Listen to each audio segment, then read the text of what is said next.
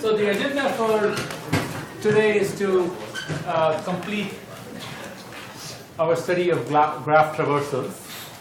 So more specifically, we will complete, we went over at a very high level the algorithm for strongly connected components.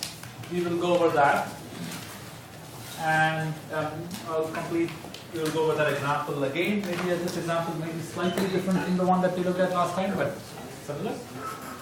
And then I will spend some time just doing a review of what we have done, of DFS, BFS, strongly connected components, and we will do some example problems to, certainly we'll spend time on one problem, and then we will see how much time we have as to their applications. That will complete our study of graph traversals. We're going to spend a lot of time studying graphs, but traversing graphs, just processing graphs, the structure of graphs, breaking it down into components, we will be done. We will be studying greedy, the next module, unit will be on greedy algorithms.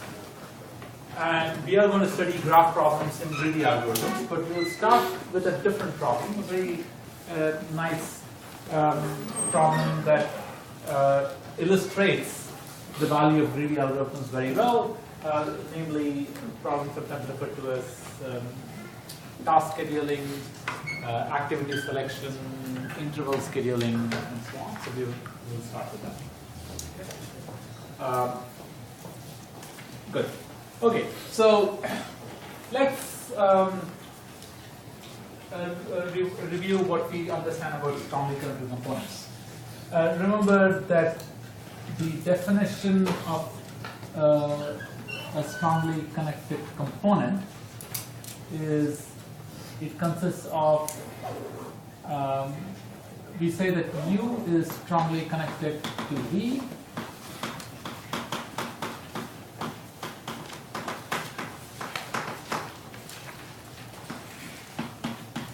we only use the following holds. U has a path to V and V has a path to U.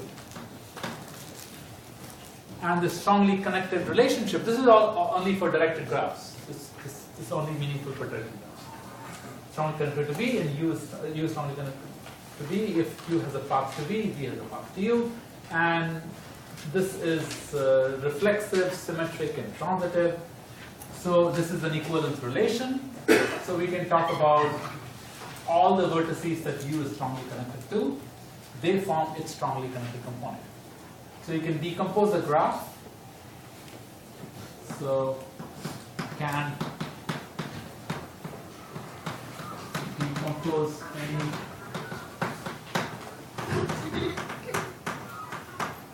graph into its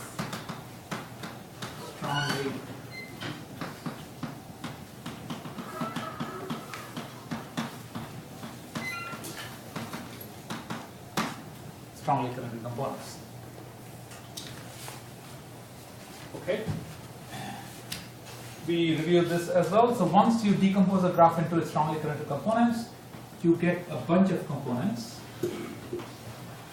And if you draw edges between components corresponding to edges in the graph, so it might look like this, they form a DAG. So the strongly connected component algorithm will not only give you the strongly connected components, it will also give you a graph on the strongly connected components.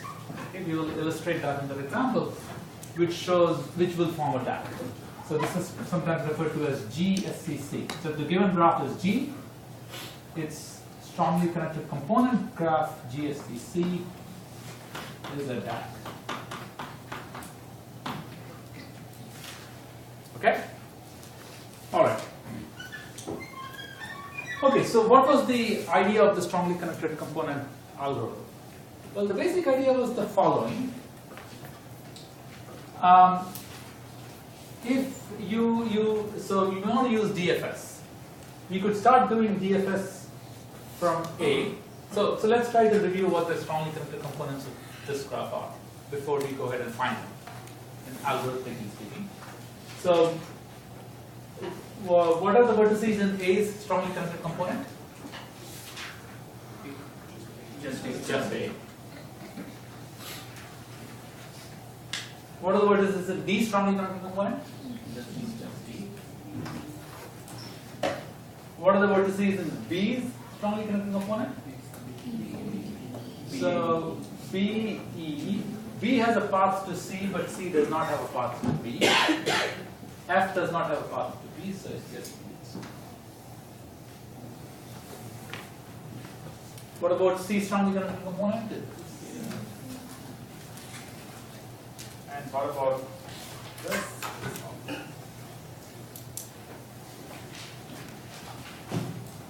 Okay? Is it clear? Clear to everybody? Okay? Okay. So we want to discover these. So what we want, our algorithm, when we talk about a strongly connected algorithm, what it will do is it will take this graph and it will return a bunch of things. It will return a set called A, which is a list which has A. It will return another list that has only B and E. It will return another list that has C and F. It will return a list that has D. It will return another list that has all these vertices. And it will also say that it will somehow create a new graph in which each vertex corresponds to each list. and it will have an edge from this list to this list. Why? Because there is an edge going from here to here. It will have an edge from this list to this list. It will have an edge from this list to this list. It will have an edge from this list to this list. So it will return these various lists. So the output of SCC will be the following. It will return, let me call L1, will be A, L2 will be B and E, L3 will be C and F. Actually, let me use C for components. C3, C and F, and C4 will be G, H, I, J, L. Oh, there has to be a D somewhere. C5, D. And it will return this graph, which is C1, C2, C3, C5, 4. This.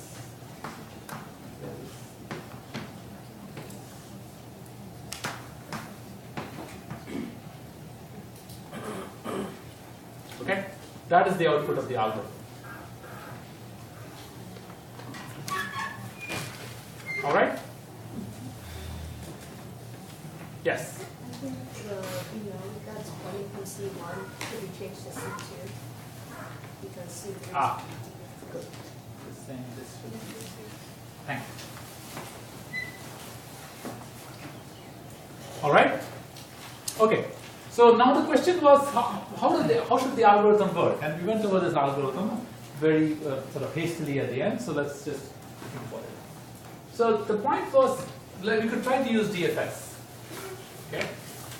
If you start your DFS from A, what will happen? What vertices will you visit? If you start from now you go back to this original graph. If you start your DFS from A, what will happen?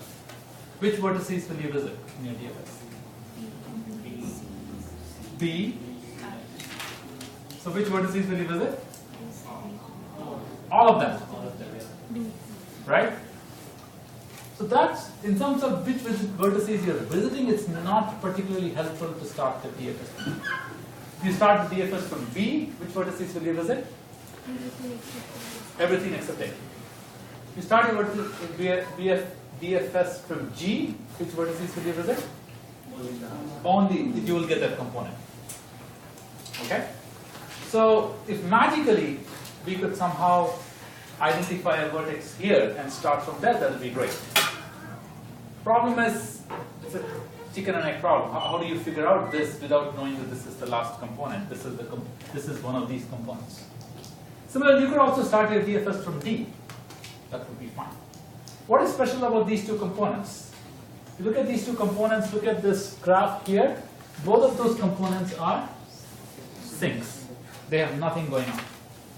So if you can somehow find a vertex in a synced component and do our DFS from there, find that, carve that out, remove it from the graph and repeat, or something like that, that will be great.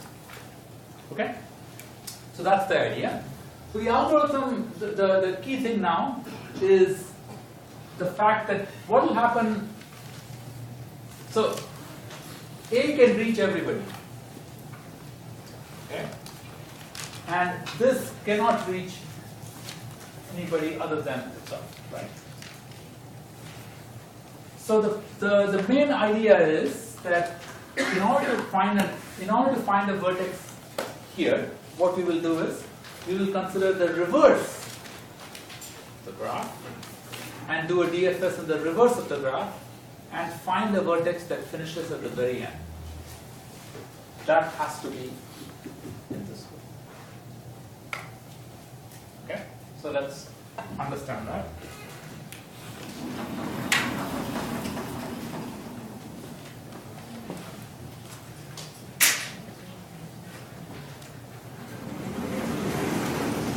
So let me write down the algorithm, and then we will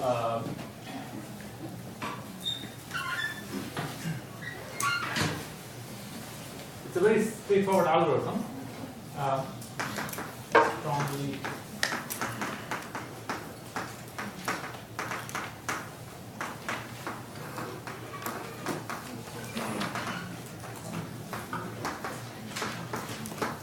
done. Compute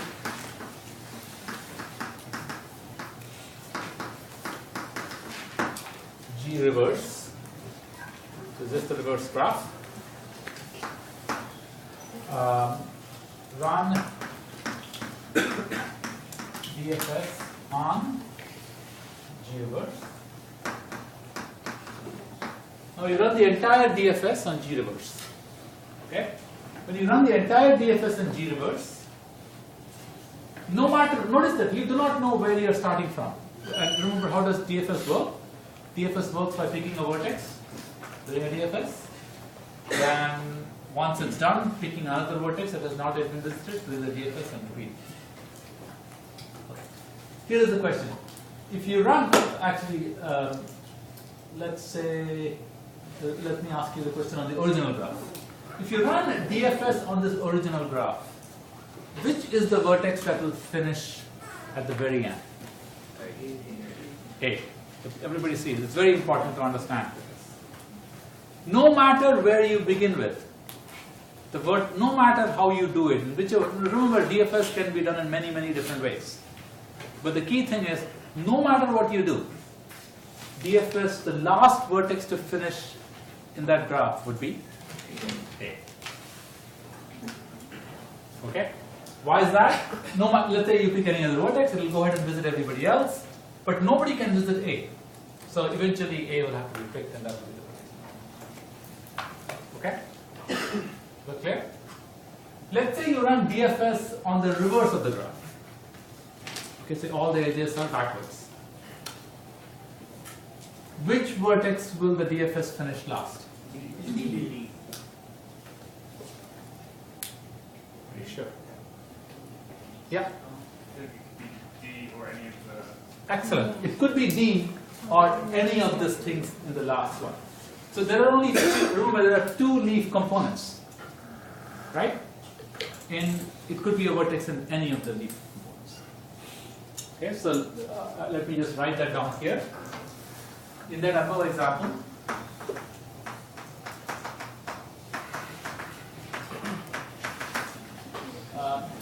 DFS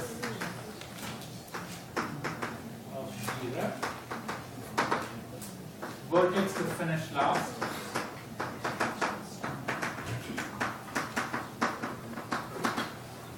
is vertex to finish last is either B is one of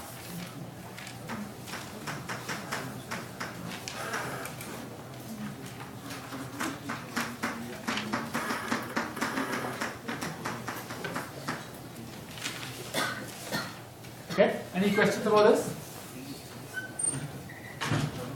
Okay. Let's go a little further. Let's say it is D. The vertex to finish last is D. Okay. What is the next vertex to finish? Sorry, what is the previous? D is the last vertex to finish. What do you think is the vertex that finished before that? One of these others has to. Okay. And then if you remove all of those vertices, then the vertex to finish last would be C3. So C or F, and then B or E, and then okay. All right. Okay. So that gives us really exactly what we want to do. So the algorithm is you run DFS on G right? Now then you run DFS on the original G, okay? But process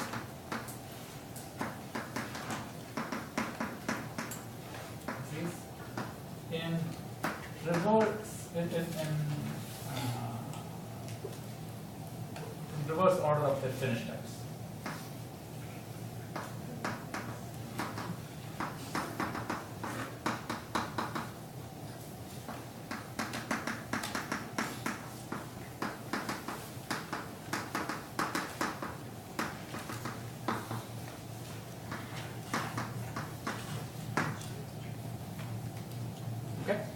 let me just illustrate that in that example. We'll move on. Okay, so let's say we run the DFS. Let's say we run DFS on that graph or the reverse of that graph. Okay, so I'm not. Okay, let me draw the reverse of the graph so that it's clear. So the reverse of the graph is going to take a little bit of time. So A, B, C, D, C, F. So A has an X here, B here. This goes to this, this goes to this, this way,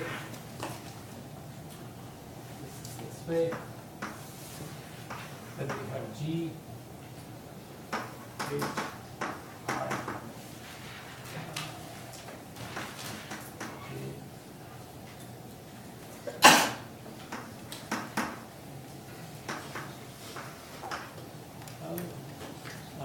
G has an edge here, A has an edge here, has an edge there, B has an edge here,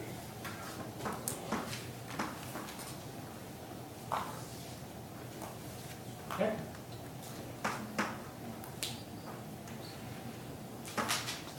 Okay, so G, this is the reverse of G. Okay? So we're drawing the reverse of G, and before, by the way, everybody sees that you can compute the reverse of G pretty in a straightforward manner by taking all the edges of the adjacency list, and then just if there is an edge from U to V, then you just put an edge from V to U. So that can be done in linear time. Okay? Okay, so now let's run DFS on this. Okay? Pick any vertex you want to start with. Let's say E. Okay, I'm not going to go through every single step here, but you should be able to get it. So we start from E. And let me just write down the discovery and finish times. So I start from E, so my discovery time for E is 0. Then I visit, let's say, a vertex B. So discovery time is 1.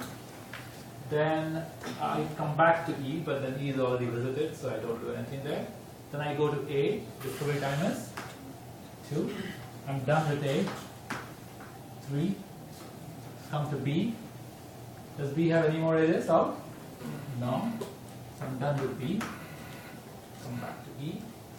Does E have any more edges? No.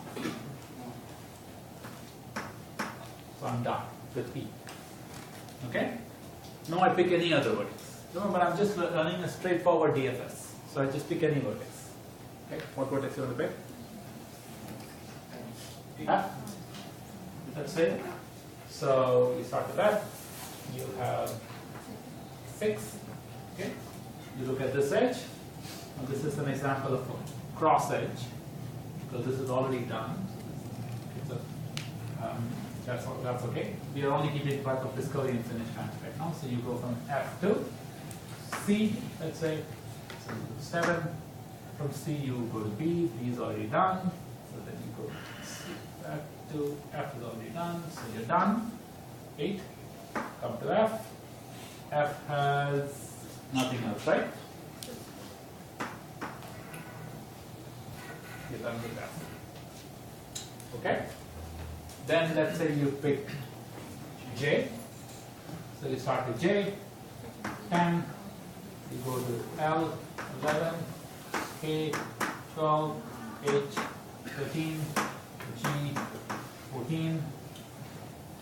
You look at this edge, this is already taken, I 15, done, 16, done, 17, done, 18, done. Okay? Did I miss anything? D. D. 1. Then you pick D. 22. Okay? Okay. So that's the entire DFS on the reverse graph. And now what do? You write down, let's say I'm going to write down all the things, how they finished. So looking at the finish times. So the first vertex to finish was A, then E, B, then B, then E, then C, then F, then we had this finished first, right? I, G, H, K, N, G, L, N, G. That's the that's the order in which all the vertices finished. Good. So that's I'm done with this step. I'm done with this step. Now I want to run DFS on G. But I will be running it whenever I need to pick a new vertex to begin my DFS. I'll start from the vertex which has the last finish time. So what do I do first? I run my DFS from D. So I go ahead and start from D and I explore. What happens? There's nothing to explore. So I return D as a component.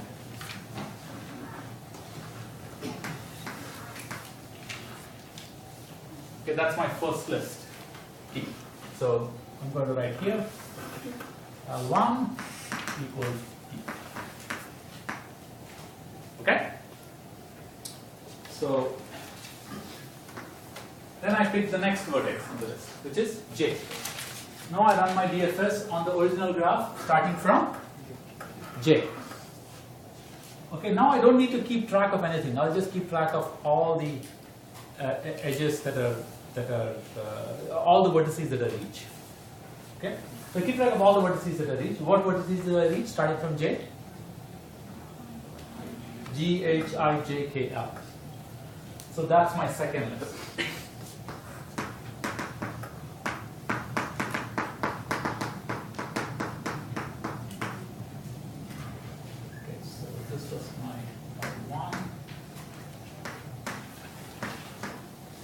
During that time, did I ever find an edge going to D? No. So I won't add an. I've just created another vertex. I've created another vertex, and I'm not adding.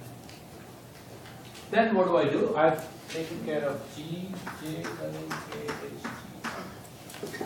What's the next vertex in the finish time order? In the reverse finish time order, F. So I'll start my DFS from F in the original graph. Okay, but remember that I've already processed these vertices, so my DFS also is not going to touch them. Whenever I'm done with the component in my DFS, if I already visited them, I don't visit them again. So I'll start with F. When I run my DFS from F, what do I find? Just two vertices, C and so it will return C and F. During the process, I do see an edge from F to H. But I know that H is already in this component L2. So in this GSCC that I'm preparing, I make a note that there is an edge from L3 to L2. Okay? Then what? I'm done with F and C. I pick E. I do the same thing. I get only E and B. Actually, yeah, I get E and B. And I discover two edges, other edges, right? One is going from B to C, E to F, B to D. So these edges all correspond to components of L4. Has this edge to this.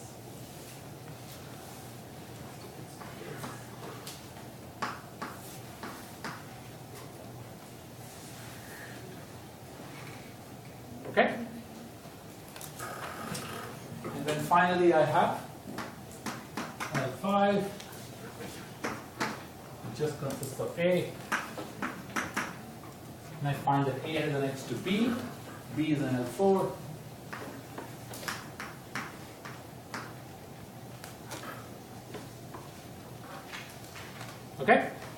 Notice that that's exactly the same as that, just drawn differently. Yes? You lost me for a bit when we went back to L1 B. Is that just because we're starting in reverse? Yes. Okay. Yes. And So- then when you start in reverse like that, we're just running We- DFS backwards? No, we Okay. are running DFS from D Okay. in that graph. Okay, not in the reverse graph, in the original graph. So Okay. we're running DFS from D. What happens when you run DFS from D?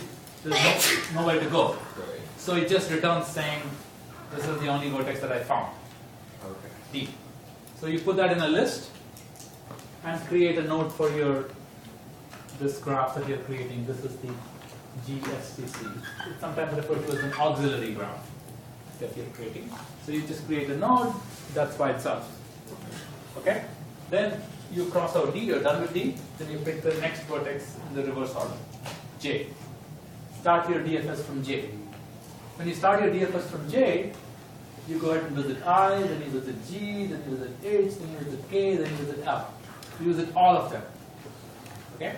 And your DFS returns that in some sense. It says, okay, I've visited all these vertices. You put all these vertices in a list called L2. This is your second component. Okay? And you create a node L2 for your auxiliary graph. Okay? And while you're doing your DFS, you check whether you have edges to other components that you have already created. In this case, this has no edges to D, so there is nothing to do. This one. Okay, so then you're done with until you reach F. Then you run your DFS from F. When you run your DFS from F, you visit C, that's new.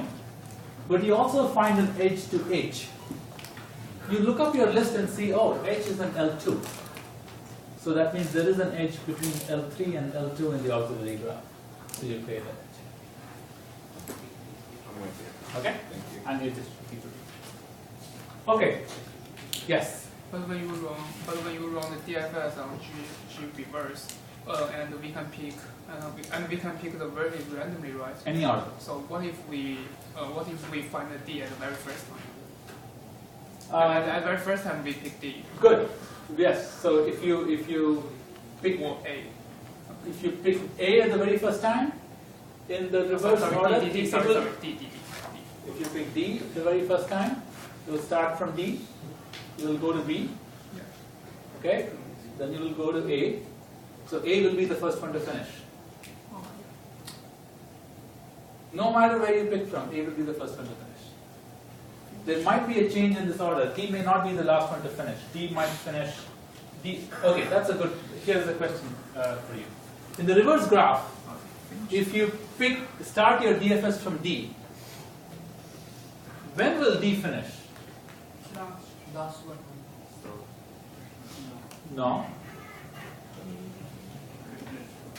The last one.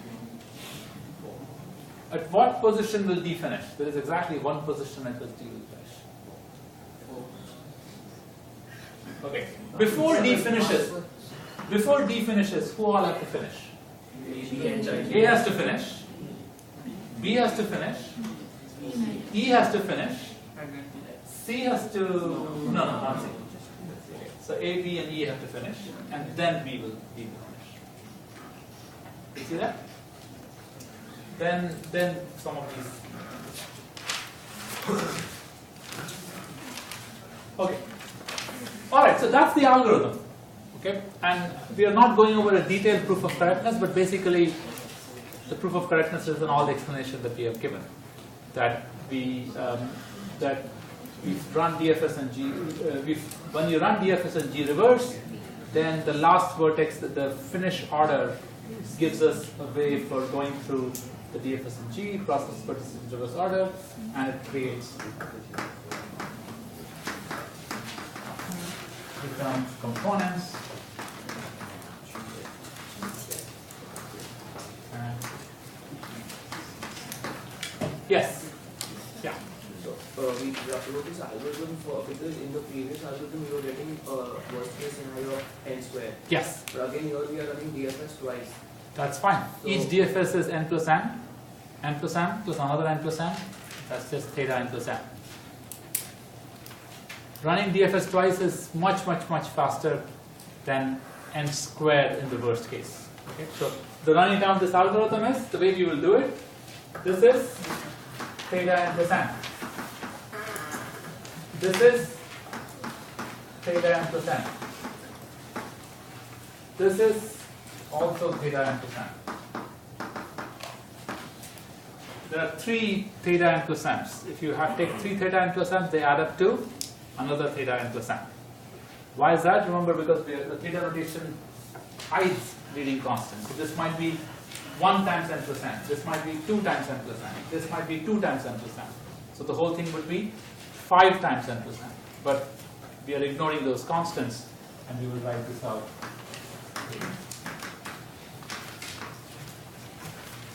Yes? Suppose we switch the strongly connected component L2 with A. Would we not lose a lot of their computational advantages?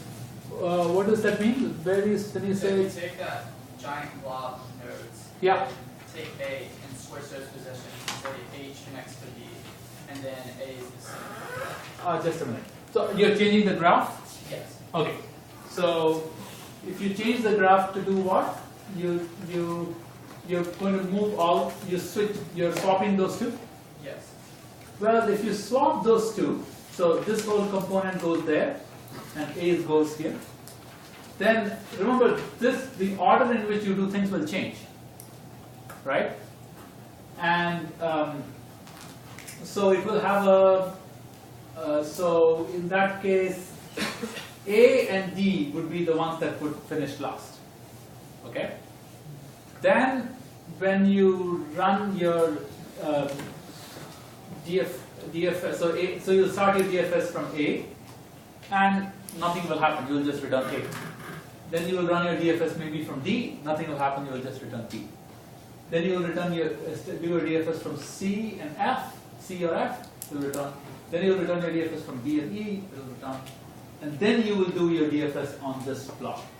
So its complexity will be exactly the same. The reason is DFS, notice that when you run DFS on G, okay, it's not like you're running, I think I understand your question in the following way. You're basically saying, in this graph, okay, the way we have described the algorithm, the way we are thinking about the algorithm, and maybe that's a mistake we are making, the way sometimes I'm referring to it, it's as if we are running DFS multiple times. That's not the case. We are running DFS only once. It's the order in which we are processing that is changing. Okay, so let me explain what it means. So, if this is the order in which you're, this is the order in which you're processing. What does that mean? I'm going to run DFS starting with D. Okay? And notice that it will only spend time here, it will do nothing else. Then I will take, and that, how much time does that take? Just one time, constant time. Then I will pick the next vertex of this list, J, and run DFS on J. Okay? When I run DFS on J, it will find all these vertices. How long will it take? Only as much time as the number of vertices and edges that are here. Okay? Then I will do my DFS starting from my next call to DFS would be from F. And how much time will that take? Only the number of edges and vertices that are connected here. So the running time overall, no matter what we do, will only be proportional to the total number of edges and vertices. Okay. It doesn't matter where we start from and how. It will always be proportional to the number of edges and vertices. Okay? So that's the one point about DFS you should remember, that DFS always takes linear time, regardless of which order we do things. Okay, because we never, if we have discovered something and we have processed it, we never go back and look at it again. We just leave it alone. Okay? Okay. Any other questions? Yes. Is just intuitively, is there maybe an easy way to say why you reverse the graph and then run it and then flip it back and then run it? It just seems like a counterintuitive way to do things. So the reversal is the main reason to reverse was we wanted to run DFS in a certain order. Okay. To calculate these strongly connected components, it seemed to be very important to run it in a particular order. And the order was in some sense, coincidentally, we could use DFS to figure out the order. I would say that's the only reason. Of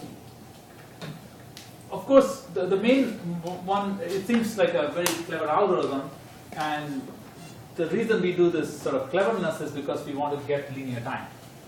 If we didn't care about linear time, we could simply calculate strongly connected components by taking any vertex and finding everything it's connected to. So for every vertex, find everything it's connected. It has paths too.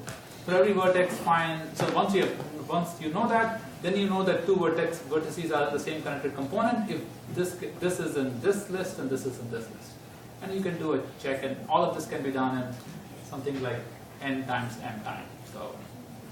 So it's worse, much worse than this, but it works. So if you're in a hurry and that's what you want to do, you can do it. But this is such a simple algorithm, because once you have DFS, it's just 2 calls to DFS. Okay. Good. So let's just quickly review. So now that we have these tools, I think you should be in a position to just use them freely. Okay, you don't ever have to say, oh, this is the strongly connected algorithm, component algorithm, which computes G reverse, computes this, and so on. You know this algorithm exists. It runs in linear time. You can use it. Okay, in any of your algorithms. DFS, it exists. I mean, there are lots of implementations of it. You might just want to play around with some implementations of your own. It exists. You can use it however you want. The main thing you should understand is what do these, some understanding of what do these algorithms output. Okay, and sometimes you might have to, in your algorithm, you might have to say, okay, I'm going to run DFS, but I'm going to change DFS in a certain way. Or I'm going to add this auxiliary calculation when I'm doing DFS. So those things would require you to change the DFS code. But many times, all you need to do is just invoke it. So let's just review what do these traversals. All of these are linear time traversals. They all take linear time. So we have gone through 4 kinds of traversals.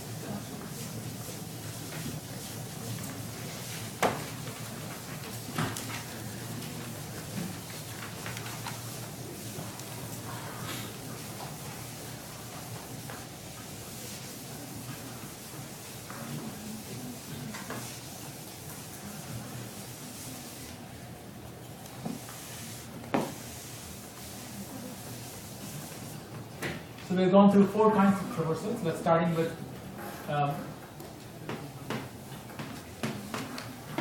BFS.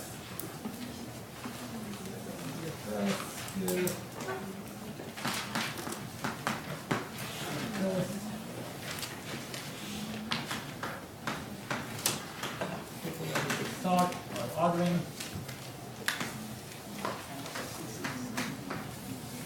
Okay, we've gone through 4 kinds. What does BFS do? Well, notice BFS works for both undirected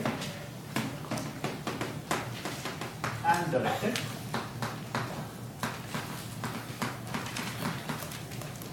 Remember that?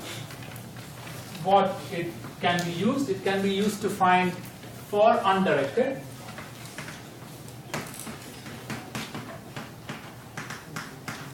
It can be used to find connected components.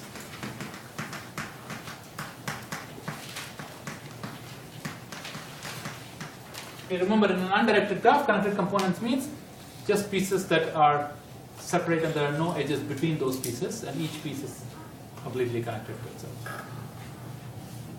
Okay, So you can always say, okay, I'm going to run BFS to give me connected components. And how are the connected components returned? Well, they are just a bunch of lists. Okay, there might be a bunch of lists like this. Notice that this is only for undirected graphs. So it might be a bunch of lists like that. And all you know for sure is there is no edge going from one list to another list. Because if there was an edge going from one list to another list, then they should have been part of the same list. Okay? So you can simply run BFS to calculate connected components. That's fine. Okay? What else does BFS return to you? It returns shortest path from a given vertex. You can specify a given vertex and say run BFS from that vertex.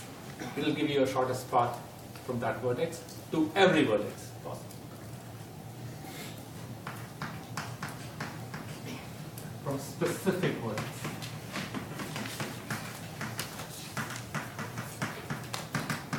To all other reachable vertices.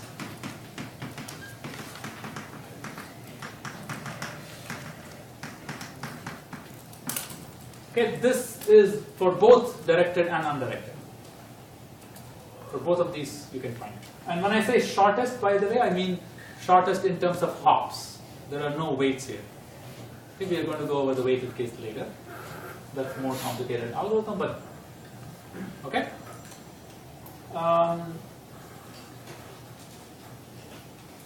Okay, so that's BFS. DFS again works for both undirected and directed.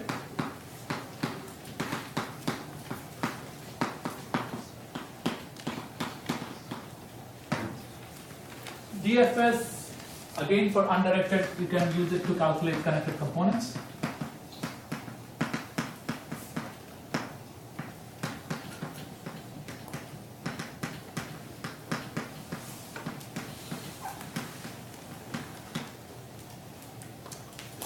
For both undirected and directed, you can classify these edges into these categories that we went through, which are very useful for many situations.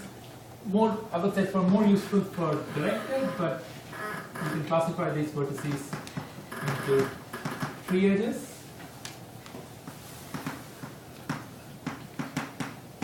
forward edges, back edges, and cross edges.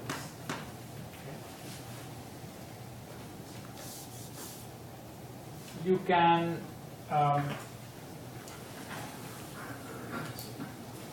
can have discovery times and finish times, which could be useful for something else like strongly connected components.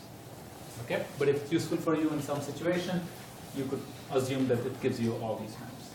Okay. How are the tree edges specified? The tree edges are specified.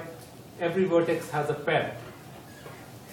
Okay, so this is just consists of any vertex B and its parent. That's a tree edge. Okay. Between B and parent. Okay. A forward edge is from an ancestor to descendant. Back edge is descendant to ancestor. Okay. Notice that tree edge is also an edge from an ancestor to descendant. It's an edge from a parent to a child. So this might be an ancestor to descendant edge that is longer than a parent to child. Cross edge is unrelated.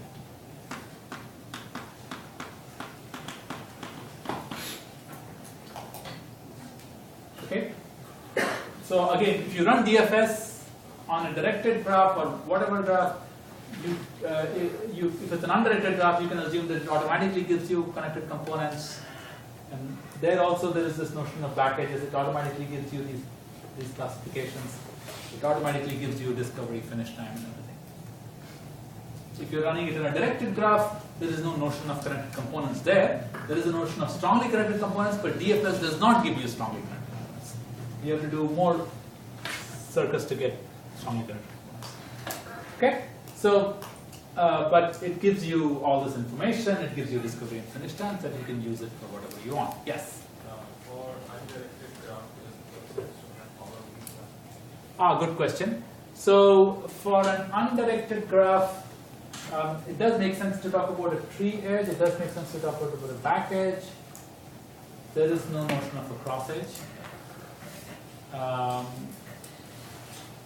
They can be Well, no, because if you have a component, if you discover this and then there's an edge from here to here, you would follow that edge in the same component, so you would never get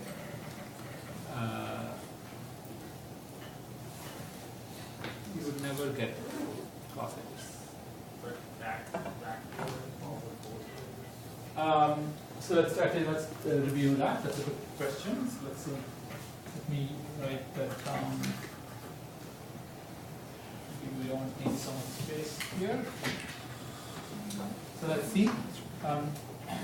So you're starting your DFS from some vertex.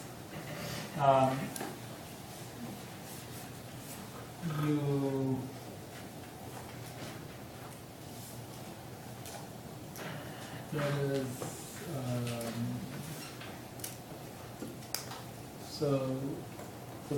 so let's see. So you can certainly have. Let's take an example. So you're starting here. Let's do this. So let's say you start from here. This is your source. This is A. This is B. So you visit this edge. You go to A. Then you go to B. But there might be an edge from here to here. So this is an example. So at this point, this edge would be classified as a back edge. Okay, but it could also be classified as a forward edge. Absolutely right, because it's an edge between ancestor and descendant. I think the back and forward edges have the same. Since this is undirected, an edge from an ancestor to a descendant is either back or forward. Doesn't matter, they're the same. This won't ever arise. They can be either a tree node, a tree or a back or forward. Correct. They cannot be both in one undirected node. Because then we have a cycle over here. So No, cycle is fine. for a tree, we cannot have a cycle. No, if the graph is a tree, then you cannot have a cycle. Yeah. So But a tree edge, this is a tree edge, this is a tree edge, this is a back or forward edge. There is no cross edge in an under. Okay. This 4-way classification is for directed graphs. There is only a 2-way classification for. Okay. Topological sort. This is only for directed graphs, and it's only for DAGs. Acyclic graphs. And what does it do? It gives you a linear order so that all the edges go from left to right.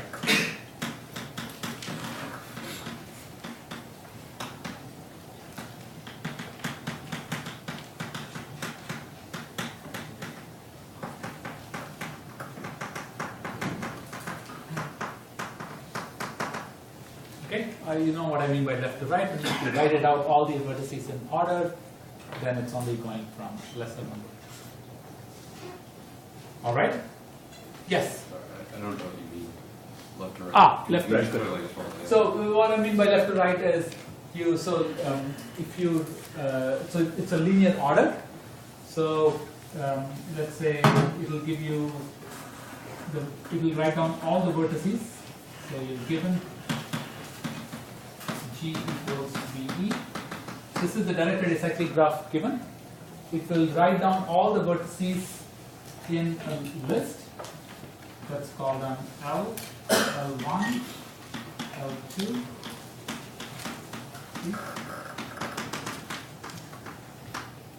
These are all the vertices. Every edge in the graph goes from a vertex. There are no edges in this direction. All the edges are in this direction. All the edges in the graph look like this. Okay. Every edge, if there is an edge from U to V, there is an edge from U to V, then U must appear before being in this order. Implies U appears before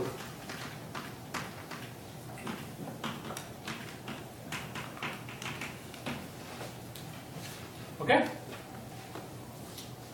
All right.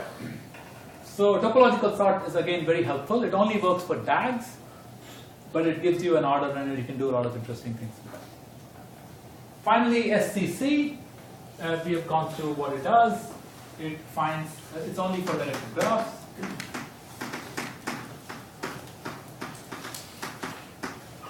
You can assume that it returns all strongly connected components.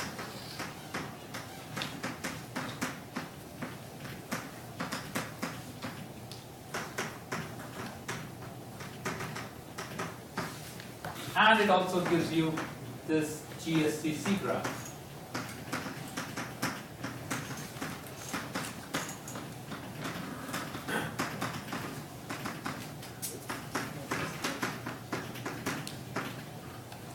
Which is a DAG. And if you wanted, you can run topological sort on that to do something else.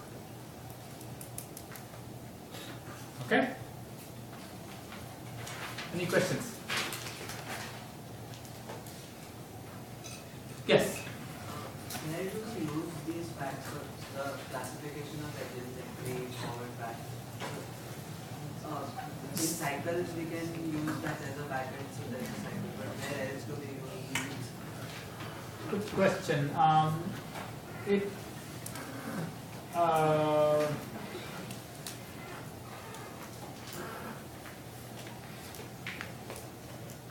Maybe we'll see some examples. I can't think of off the top of my head right now. So certainly back edge is useful to determine the cycle. Forward edges,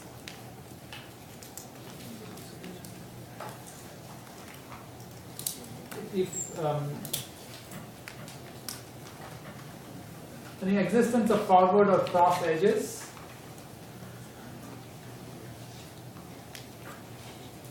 if for example, if you had a graph which was acyclic, so let's say you had a graph which looked like a tree. It just has a root and then just going down. It will be a bunch of different trees. That will have no forward edges because there will be nothing. It will just be it's just a tree going down. So sometimes in some situations it's helpful to identify more special structure like that. Yeah. So the topographical sort, you just try to find a source, right? So I mean, it's kind of the same idea as drawing a connected component where you could just run DFS and go from the end. Yes, very good. So topological sort, the algorithm that we went over in class was this algorithm where we find a vertex that has nothing coming in, put it out, then find another vertex that has nothing coming in, put it out, and keep doing that. And keep removing edges as we go along. That was a very clean, simple algorithm. You can actually also solve it using DFS. And it's actually very straightforward. You run DFS on the graph, and then you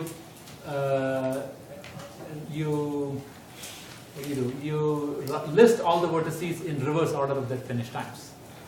That's it. So that's another algorithm for DFS. Oh, another algorithm for topological sort. Alternative algorithm is run DFS, return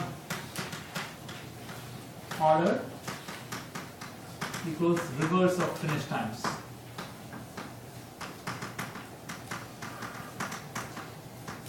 You might want to double check that really works.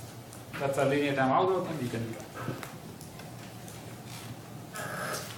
Okay, so let's take an example and see whether we can make sense of these questions. So,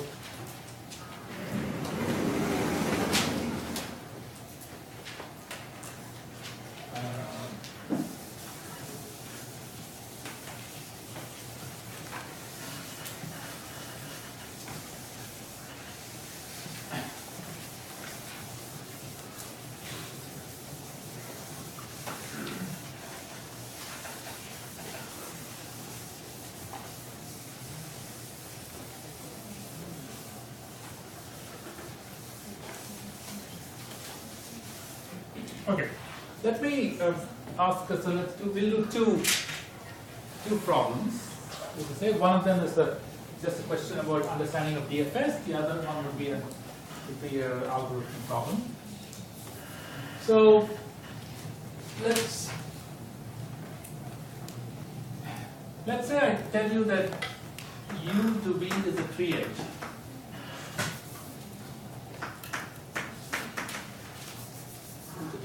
And let's say I say it's a 3H.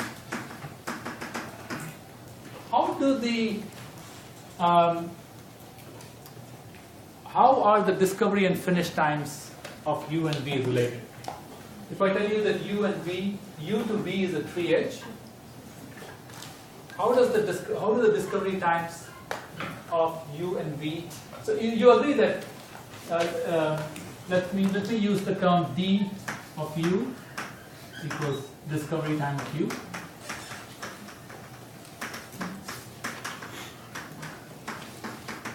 And F of U to be the finish time.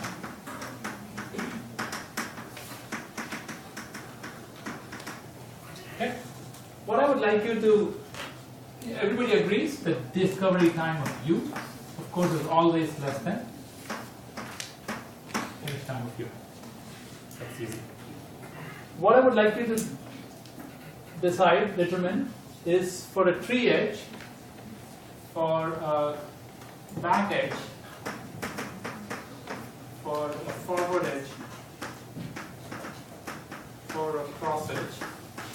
In each case, how do they relate? How do the discovery times of U and V relate to each other? Is the question clear? In terms of less or greater or things like that. Okay, so I would like you all to write down. Take your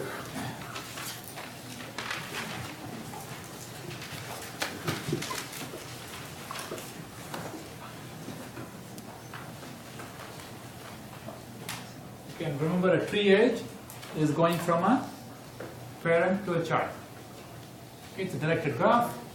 So how does the discovery time of V relate to a discovery time of U? How does the finish time of V relate to the finish time of U and the discovery time of U, and so on?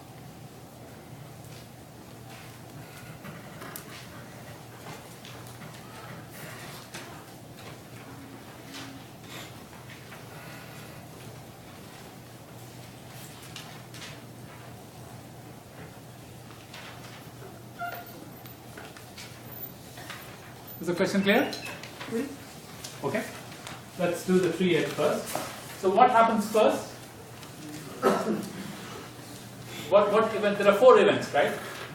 Discovery of U, discovery of V, finish time of U, finish time of V. What happens first among these? Okay. Then what happens? Discovery of V, because you can't finish V without having discovered V. Because it's the 3H, so you have to have a. Then what happens? Finish time of V. And then what happens?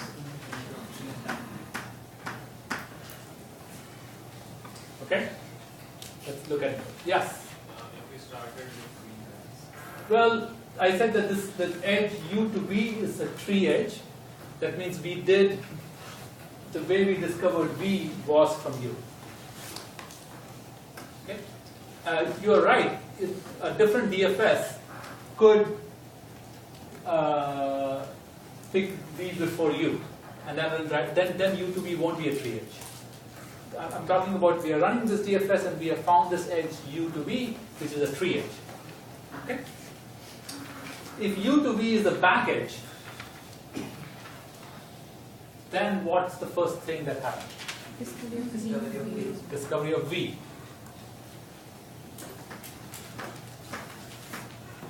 Then what happens?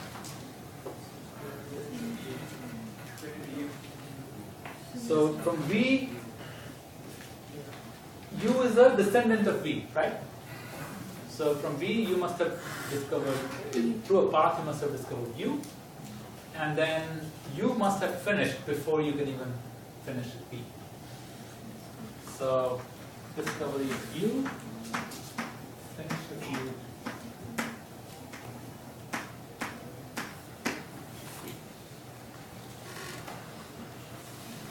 Yes. You discover V and then finish V and then discover U, finish V. No, U to V is the package. Right. What does that mean? Package means U, this is V, this is U. We have, this is an edge, it's a package. Package means U is an ancestor. U is an ancestor, sorry. V is an ancestor of U. That means U was discovered through a path from V. So V must have been discovered earlier. Okay? What about a forward edge? That means U is an ancestor of V. So U was discovered first. Then what happened? Remember, V is an ancestor. So V was, and then V was finished, and then we saw this edge from U to V. That's fine.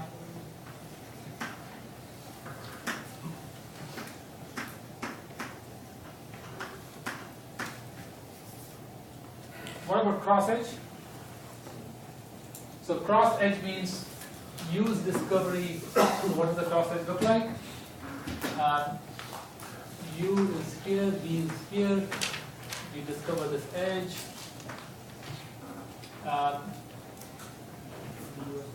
And U is not an ancestor of V. And V is also not an ancestor of U. That means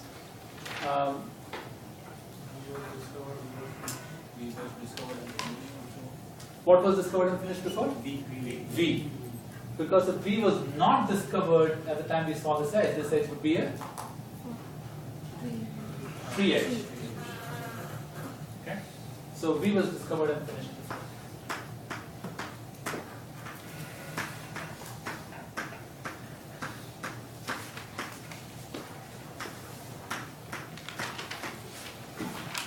Okay?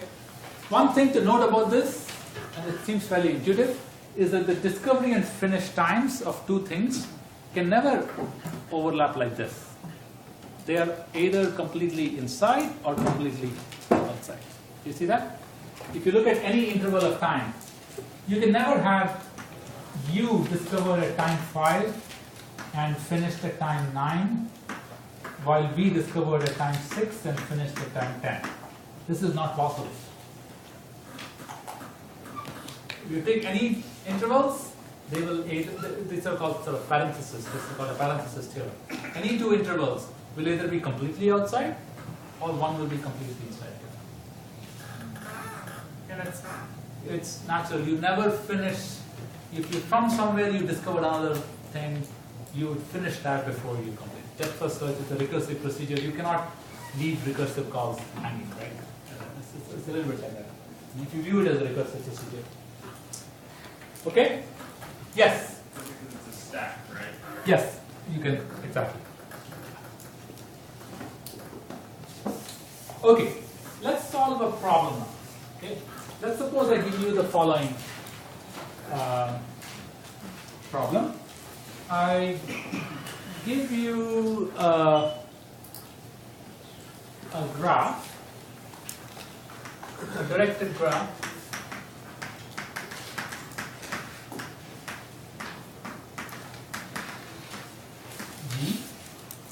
Okay. It may or may not be strongly connected. But what you want to know is it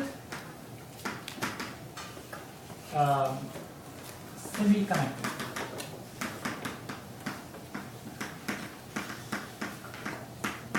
Okay, what do I mean by semi-connected?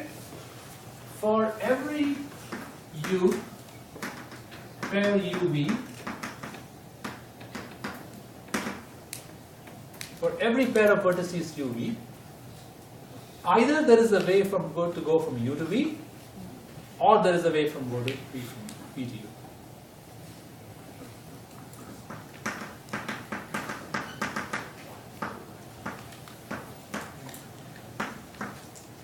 It could be both as well.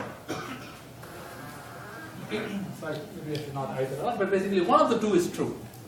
Either there is a way to go from U to V, or there is a way to go from V to U. Okay? And I want to know, I give you a graph G in adjacency list form, and I want you to find out, is this graph connected, semi-connected, design an algorithm, solve the problem. Okay, is the question clear? So this is a directed graph given to you. I want you to write an algorithm to determine if this graph is semi-connected. Okay? So before you try to solve this algorithm, let's try to understand the definition. Okay? Can you give me an example of a graph that is semi-connected? So let's say 4 vertices, A, B, C, D.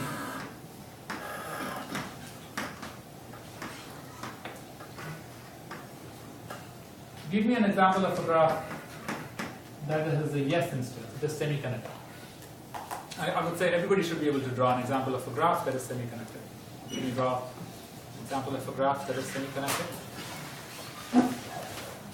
Let me pose you. Draw the simplest, with the fewest possible edges, a graph that is semi-connected with 4 vertices. It's either or, but not both. No, it could be both. It could be both. Okay. Yes. A to B. Okay, so what do you say? So firstly, if I draw all edges, is it semi-connected? If I draw all possible edges in every direction, is it semi-connected? Yes. If I draw no edges, is it semi-connected? Let's see the. So if I draw this, is it semi-connected? Is this the graph with the smallest number of edges that is semi-connected? No. What can you remove? Anyone. You can remove any one edge. Okay. This? Is this graph semi-connected? Okay. Okay. Why is that? Let's see. Let's try to see. So let's look at all pairs. B to C. Of course, B can reach everybody, so B is fine. C can reach D and A, but B can reach C, so C is also fine. For every pair, there is either a path going from one to the other or from one to the other. There is semi-connected. What's the simplest? Is every graph with 3 edges semi-connected? Give me an example. Reverse the middle edge. Let's say if you reverse this middle edge, is it semi-connected? No. Why is it not semi-connected? Because if you look at B and D, there is no way to go in either direction. Okay? All right. Okay, so now I would like you to spend 5 minutes try to come up with any algorithm. So again, our ultimate goal would be to make it as efficient as we can. But to begin with, let's try to solve. And the question is, you're just supposed to answer yes or no.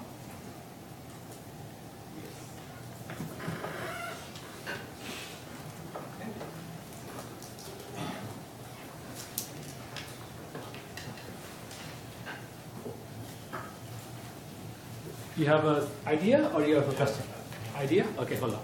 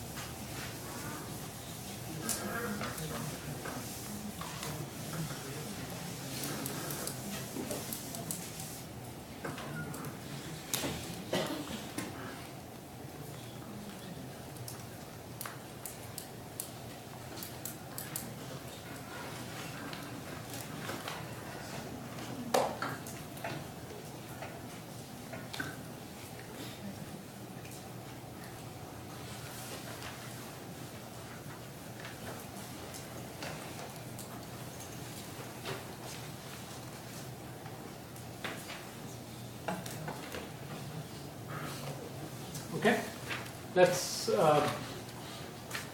ideas for you raise their hand.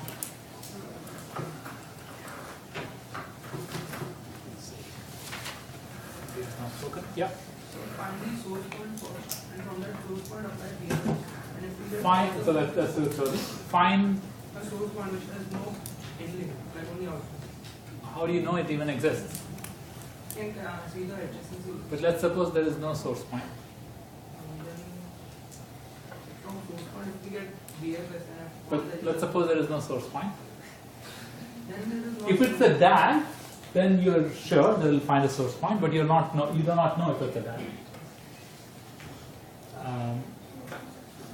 Okay, but if you had a DAG, you could find a source point. But if there is no source point, can you? then it won't be the middle. Then it won't be, or it would be. Well, not necessary, because this is a graph.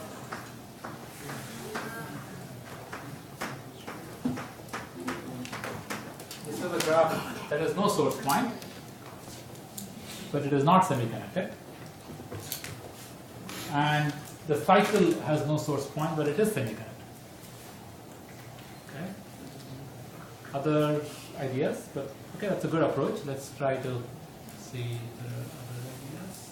Yeah. So you find strongly connected components and then check if they're in between the strongly connected components. You could find strongly connected components and check if there is a link between. Okay. What kind of links will you check for? You can forward or backward Well, or Just check the state. no. Strongly connected components does not give you anything about cross edges or anything like that. You could run DFS in a certain manner. Okay, I think that's also a good average. Let's say, forget time. Do people know one sure shot way of doing it? Yeah. You can just iterate through, take every vertex and check it with, is it connected, is A connected to B, is B connected to A, and then go through Okay. each. So, That'd be so yes, for where- every U, for all each U, you could run DFS or BFS or whatever it is from U to list all vertices reachable from U.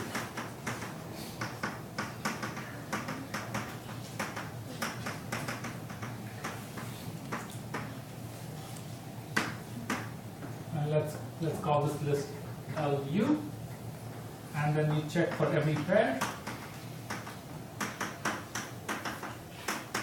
UV.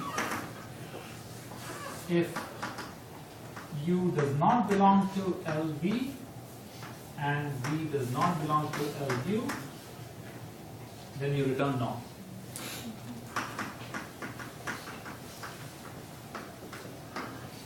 Otherwise you return yes.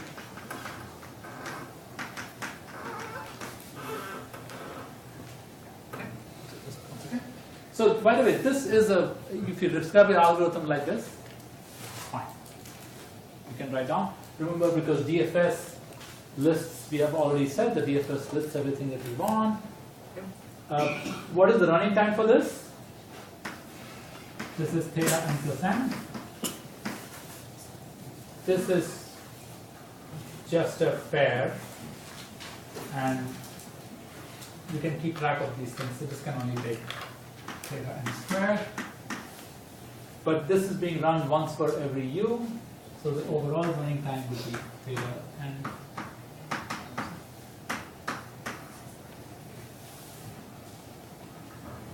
Okay, you had a question? Yes. I think it, oh, it was just another way to do it. A different suggestion, okay?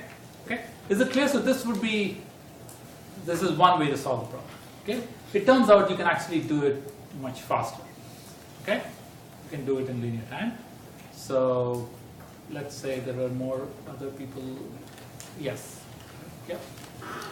So you run a DFS on the, you pick any vertex and you run DFS, and you then you run another DFS in the order of reverse of the finish time of the first DFS. Okay. And then you keep on checking in the next DFS whether every node is visited. At the end of the second DFS, you check whether every vertex has been visited or not. If every vertex has been visited, which means that the graph is semi-connected. If not, Can you say that again? So you first run a DFS first time on the graph G. Then you run DFS again on the same graph G. in reverse order of the finish time. In the reverse order of the finish times. And then what do you check? You check whether at the end of the DFS, you keep on track whether every node has been visited or not. And once the final DFS is completed, you check whether all the vertex have been visited or not. If it is, then it means it is semi. Ah, so do you run it only for one vertex, or do you? We then run for The second DFS you only run it from the vertex that finished last? Yes. In the first time? Yeah. So let me see.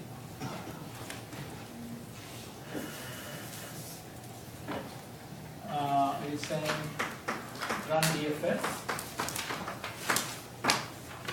Then run DFS starting from vertex that finished last. Run DFS starting from vertex that finished last. If this DFS visits every vertex,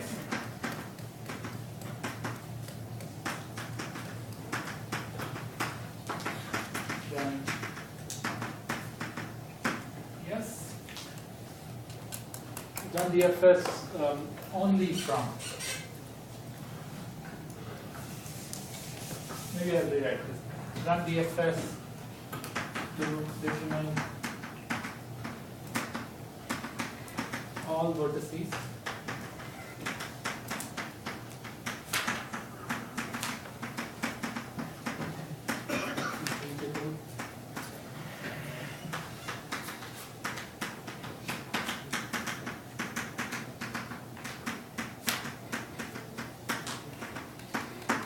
finish last. Is that the algorithm? Run DFS. Then you, second time, you pick a vertex that finished last and you just run the DFS just from that to determine all vertices reachable. If this visits every vertex, then you return yes, otherwise you return no. Does the algorithm make sense? I mean, whether it works or not is a separate story, but does the algorithm make sense? Okay. Let's actually, the way to think about it, this is also strongly connected components we mentioned. The way to think about it is in terms of, is actually, strongly connected components provide you such a powerful way to look at directed graphs, is, let's suppose I calculate the strongly connected components of this graph. Okay? It has some, looks, this is what the strongly connected component picture looks like, and let's say you get, it looks like this. Looking at a strongly connected component graph, can you figure out, notice that this is a DAG, right? This is the GCC, the GSCC. what should the DAG have? What property should this DAG have? Actually, let's just jump back one second. If I tell you that the graph was a DAG, okay? If I tell you that the graph is actually a DAG, and this is related to the question that was, okay, how about I pick a source vertex? So if I give you if I give you is it a DAG, when is the DAG semi-connected? All the time. Never? Or can you give me an example of a DAG that is not semi-connected? When the source cannot reach a certain. Correct. So notice that for a DAG to be semi-connected, the only possibility is, firstly, there should not be two sources. If you have two sources, you're done. You agree? Why is that? Because they cannot reach each other. Okay, so if a DAG has two sources, then it is not semi-connected. Clear? So a DAG cannot have two sources. If a DAG only has one source, is it semi-connected? Yes. Is it?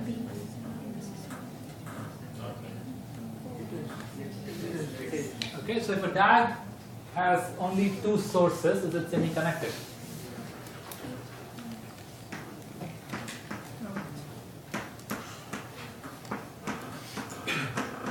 This is a DAG. Is this semi-connected? Is it? No. The sink cannot reach the source. So, well, no, this can reach this. So this is happy, it can reach everybody. But these two are not happy. There is no path from. Okay? All right. So, when is the DAG semi-connected?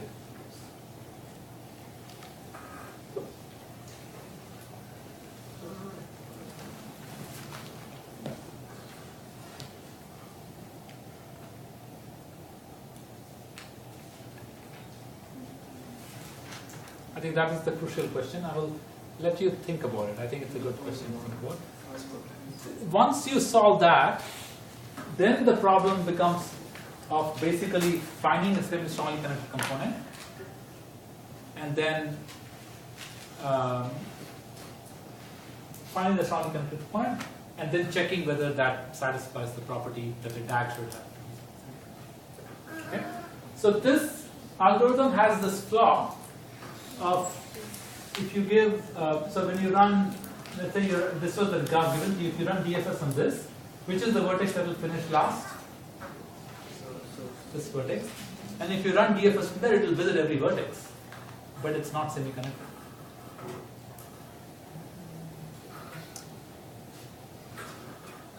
Okay? Alright? Okay. So let's, I'll let you think about it, but it's a good, so the main question,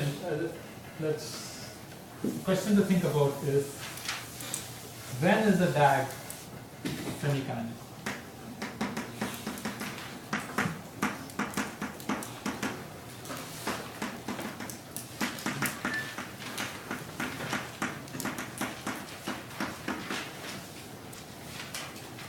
If you identify that, you would have solved the problem. Okay, so there are a few minutes left. I did want to start our study of greedy algorithms, which are very simple methods, and sometimes the very first kind of method that comes to mind for solving various optimization problems. So, going forward for, yes? When it has just one strongly connected component on computer? If there is only one strongly connected, notice it's let me ask you one more question. Let me remind you of something. What are the strongly connected components of a DAG? Each vertex is its own. Good. If the graph was strongly connected, if there is only one strongly connected component, that is semi-connected, of course, but now I give you a DAG which has lots of components because every vertex is its own strongly connected component. now you have to find out when is it semi-connected. When it doesn't branch out. What does it mean to not branch out? So if the medium change, if at all it branches out from any point, from so let's say there's A, B, and then it branches out to C and D, then the C and D can never reach each other. Correct. Okay. Can you try to formalize it and try to see what it means? I think that's the right direction.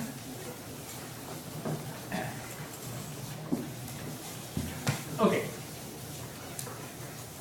So let me just set the stage for what we're going to do the next few, I would say, for at least half of the remaining, no, let's say maybe at least month and a half. What we're going to look at are what are called optimization problems.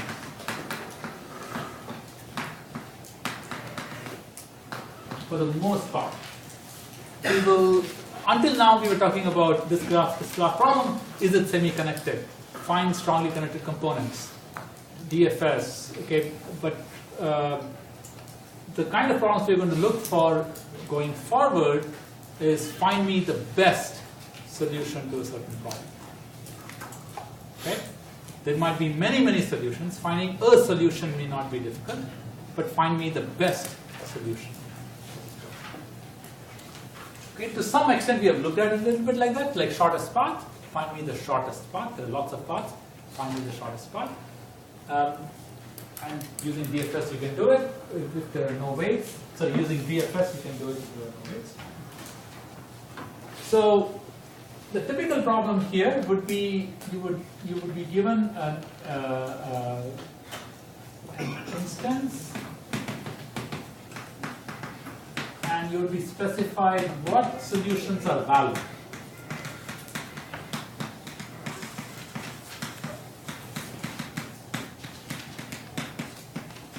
What do you require for solution?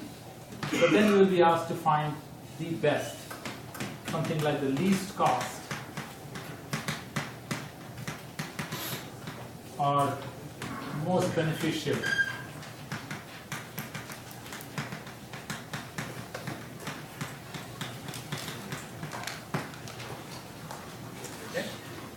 So the first problem in this is, let's say we are trying to schedule a resource like a lecture hall or a machine, and you're given a timeline.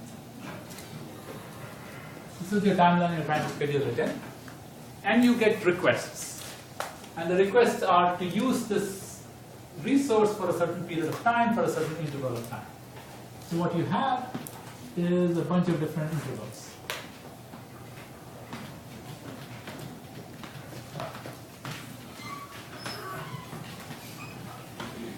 These are all requests. I think of these as tasks or activities. What you need to do is find the largest set of non-overlapping tasks.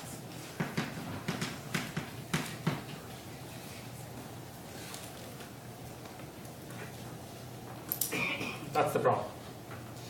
So you're given an interval, you're given a bunch of intervals, and you're asked, find me a set of these intervals. So non-overlapping is the feasible. For a given solution to be feasible, you have to give me intervals that do not overlap. Okay, because you're trying to schedule this lecture in this classroom. You cannot have two lectures at the same time. But you want to, and in this case, you want to just schedule the maximum number. Now, in reality, in many practical scenarios, there might be some dollar cost associated with it, right? Somebody's paying you so much money. And so then that would be a more interesting problem. Find me the largest dollar value of non-overlapping tasks. Okay? But here it's a very straightforward question. I give you a bunch of intervals. Imagine every interval is going to fetch you $1,000. Pick the maximum number of intervals you can schedule in non-overlapping fashion. so that the total amount is maximized. Is the question clear? So what would you try to do in this case? So you could think of your sorted, then go by the least one to the most time consumable one. so that's an example of a greedy algorithm. Okay, assign, pick shortest one and repeat.